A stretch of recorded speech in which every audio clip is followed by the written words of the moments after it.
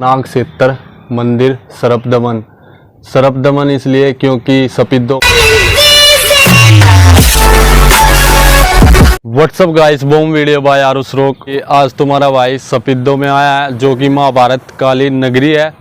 और यहाँ पर ऐसा माना जाता है कि यहाँ पर एक यज्ञ हुआ था, जिसमें पूरी पृथ्वी के जितने भी सांप थे उनको जला के राख कर दिया था। और ये जगह सपिद्दों में है और इस जगह का नाम है नागसेत्तर। तो जानते हैं इसके बारे में कुछ प्राचीन बातें और घूमते और देखते हैं यहाँ पर और क्या क्या मिलता है हमें देखने को। और जो ये आप तालाब देख सकते हैं, इसी जगह पर जितने भी हमारी दुनिया के नाग थे, महाभारत के समय यहाँ पर नागों को एक यज्ञ यानी कि हवन करवाया गया था। एक उस हवन कुंड में सारे नागों को जला दिया गया था। और लिखा हुआ है नागसेत्तर मंदिर सर्पदमन। सर्पदमन इसलिए क्योंकि सपिद्दों का नाम महाभारत में पहले सर्पदमन था। तो ये टाइम के साथ साथ चेंज हो गया और इसका नाम सर्पदमन से सपिद्दों, अब लोग इस नाम से, सपिद्दों के नाम से इसको जानते हैं।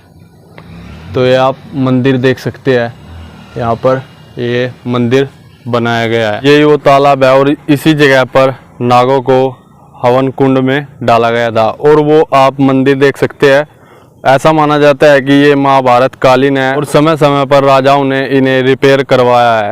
ये तालाब है, इसके चारों कोनों पर एक छतरी बनाई गई है। ये ऐसा माना जाता है कि ये भी उसी टाइम की बनी हुई है। ऐसा कहा जाता है कि जब महाभारत हुआ था, उसके बाद जब अभिमन्यु के बेटे यानी कि राजा परीक्षित बने थे, तब वो पांडवों का राज्य संभाल रहे थे। और एक दिन कहा जाता है कि वो शिकार पर निकले थे और शिकार करते करते वो एक हिरन के पीछे गए थे। हिरन को तीर लगा था और वो जंगल की तरफ भाग गया था। तो वहाँ पे उसका पीछा करते हैं राजा परीक्षित और घने जंगल में चले जाते हैं पीछा करते करते। तो वहाँ पर वो देखते हैं कि वहाँ पर एक ऋषि बैठे हुए थे, ऋषि समिक, और वो अपनी तपस्या में विलीन थे। तो तभी वो पूछते हैं राजा परीक्षित की, आपने यहाँ पर एक हिरन को देखा है जिसका मैं शिकार कर रहा था और वो इसी जंगल में आया है। तो वो तो तपस्या कर रहे थे, तो वे कुछ नहीं बोले, वे अपनी तपस्या में विलीन थे। तो राजा परीक्षित को तभी गुस्सा आता है। वो बार बार पूछते हैं कि उनसे कि मुझे हिरन के बारे में बताओ, तो वो कुछ नहीं बताते। तो तभी वो गुस्से में आकर राजा परीक्षित ऋषि समिक के ऊपर एक सांप डाल देते हैं। तो उस कारण ऋषि समिक की तपस्या भंग हो जाती है। बात का पता ऋषि समिक के पुत्र को चलता है कि मेरे पिता की तपस्या को भंग कर दिया है राजा परीक्षित ने। तो तभी वो श्राप दे देते हैं कि राजा परीक्षित की कुछ दिनों बाद मृत्यु हो जाएगी सांप के डसने से।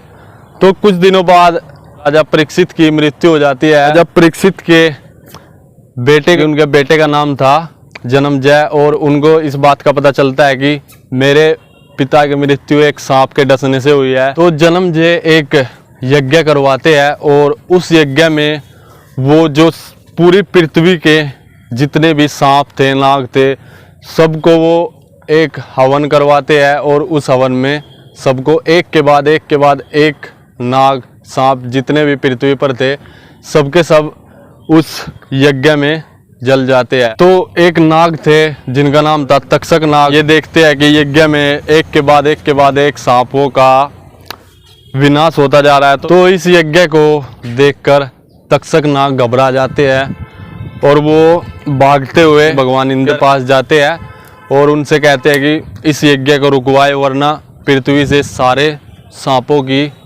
जाति विलुप्त हो जाएगी। तभी एक ऋषि आते हैं और वो इस यज्ञ को बीच में रुकवाते हैं। जितने भी सांप उस यज्ञ में जलकर राख हो गए थे, उनका पुनर्जन्म होता है, उनका विनाश होने से बच जाता है।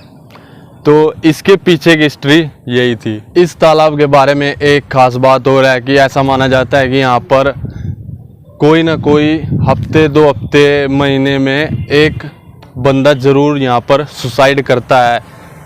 इस तालाब को सुसाइड पॉइंट भी कहते हैं। ये आप देख सकते हैं, यहाँ पर एक मिनी पार्क भी बनाया गया है। ये जस्ट तालाब के साइड में बना हुआ है। यहाँ पर छोटी मोटी चीज़ें बनाई गई है बच्चों के खेलने की। ये छोटा सा एक पार्क बनाया गया है यहाँ पर। तो यही थी मेरी नाग क्षेत्र की वीडियो। और तो आप लोगों को वीडियो कैसी लगी वो कमेंट में बताओ। और जो बंदा फर्स्ट टाइम देख रहा है चैनल पे आया वो प्लीज़ चैनल को सब्सक्राइब जरूर करके जाए। और कमेंट में बताओ कि आप लोगों को वीडियो कैसी लगी। तो आज के लिए इतना ही और चलते हैं। तो गर्मी बहुत है आज, तो मैं अपने घर निकलता हूँ। वैसे मुझे बहुत दूर जाना है। तो आज के लिए इतना ही, मिलता है अगली नेक्स्ट रॉकिंग वीडियो में।